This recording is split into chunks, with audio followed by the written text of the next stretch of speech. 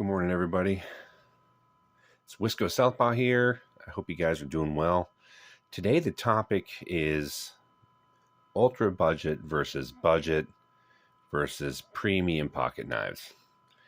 I think there's a wide range here. You find all kinds of people out there who love a really good deal, and there are a lot of people out there that love a really high-end pocket knife. So we're going to talk a little bit about that. Not too long.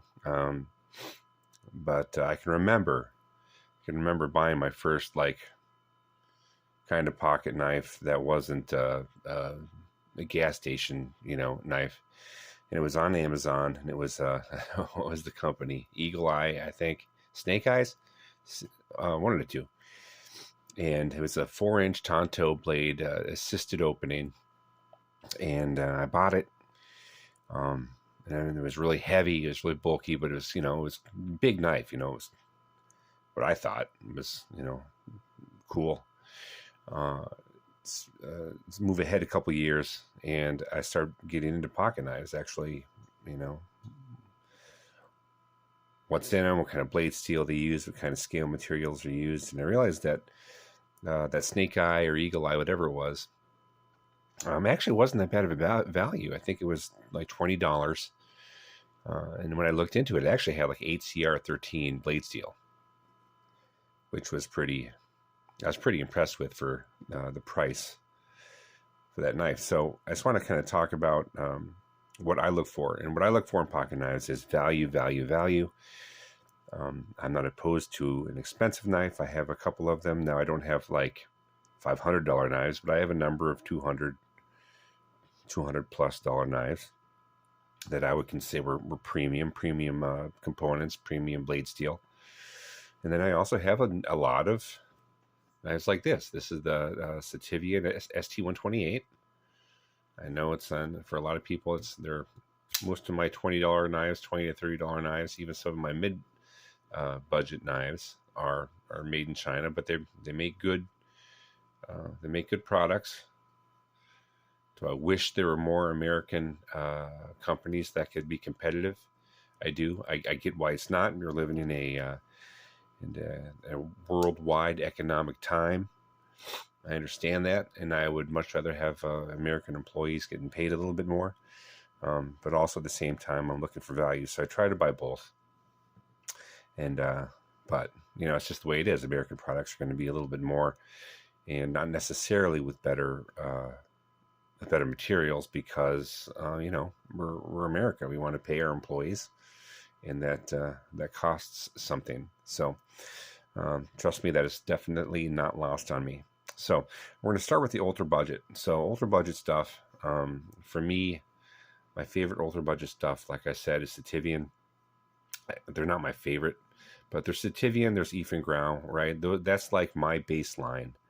For me, the blade steel has got to be at least so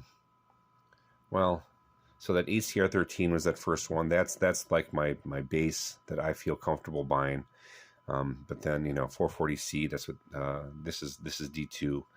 This Ganzo is 440C. This obviously, and I know this is a clone. This is the G729. This is a clone of the PM2. I understand that. It's not trying to be something it's not. I think everybody knows that, and I think Ganzo understands that. This is not a Spyderco. This is not the quality of a Spyderco. But it does look, other than the little difference in the hole, it does look exactly the same. So those would be like my ultra budget knives that I feel that I think have a good value, right? You're talking $20 to $30. Now that next tier, kind of still in the ultra budget, but getting a little closer to just what I would call regular budget or value knives, would be Sencut. This is the Arc Blast, aluminum handles. This is a 9CR18 MOV blade material. A really good knife. This is a sharp. 9CR18 is a good solid blade steel, and for the money that you're getting it, this is a great value. This was I think $35 knife. Let me move up a little bit. This is more in the mid tier. I would say this is the Migron Pagos. I unboxed this on a different video. Same with the off-grid here. This is 14C28N blade steel. So in the hierarchy of blade steels, that's where you're getting into like my wheelhouse for blade steel is like 14C28N, Nitro V154CM, ARRPM9. I'm sure I'm missing one or two VG10. Those are all, as far as in my what I would say are just really good value blade steels. You're getting a lot for your money, and that's my wheelhouse. When I'm buying a knife, it's in this price range more than likely. All right, from 50 to the VG10 was, oh boy, between 70 and 80. By the way, awesome knife. The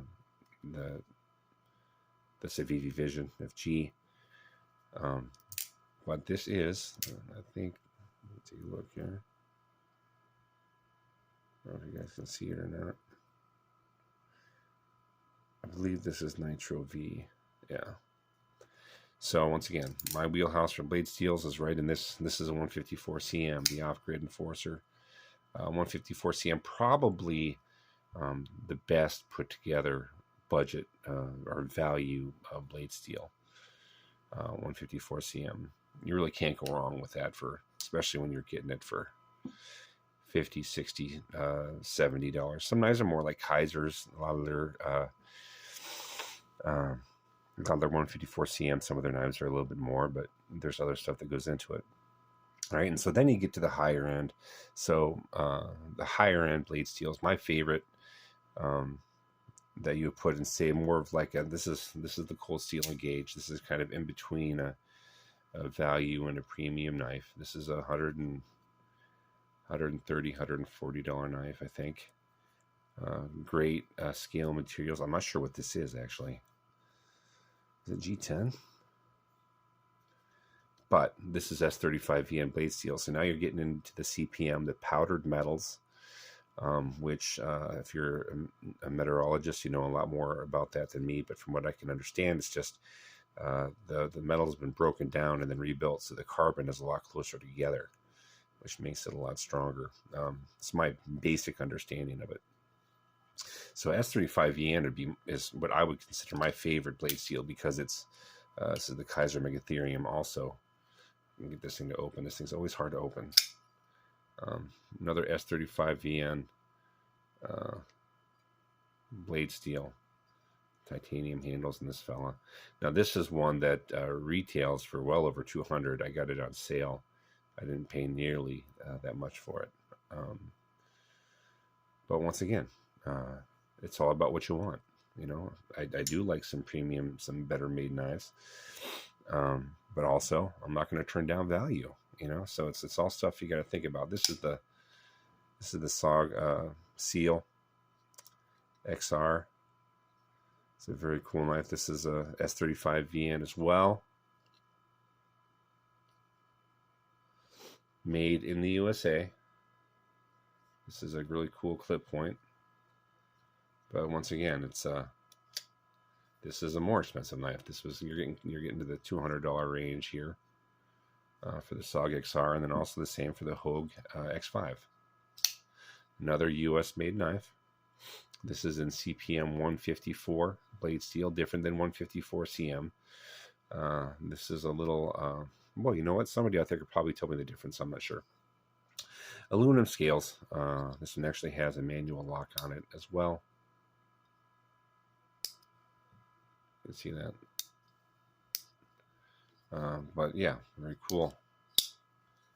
Very nice knife. I enjoy this knife a lot. So that's about it, guys. I just want to kind of give a rundown on the ultra budget versus more premium, and why they are so. But once again, for me, get what you love, and really, it's as far as I'm concerned, it is all about value and getting the most for your money. So look for those sales. I encourage anybody have any comments on this or any questions or anything else like that. Go ahead and do that. And as always, I appreciate you guys. If you get something out of this, like, comment, subscribe, share. Other than that, have a great day, everybody. All right, bye.